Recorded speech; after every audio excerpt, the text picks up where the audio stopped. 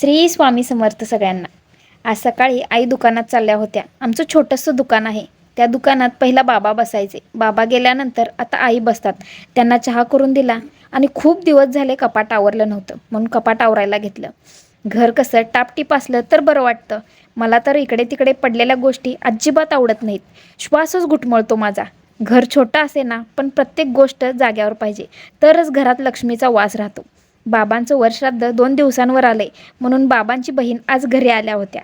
दोघी ननंद भाऊजाई कशी मिसरी घासायला जोडी जमल्या बघा।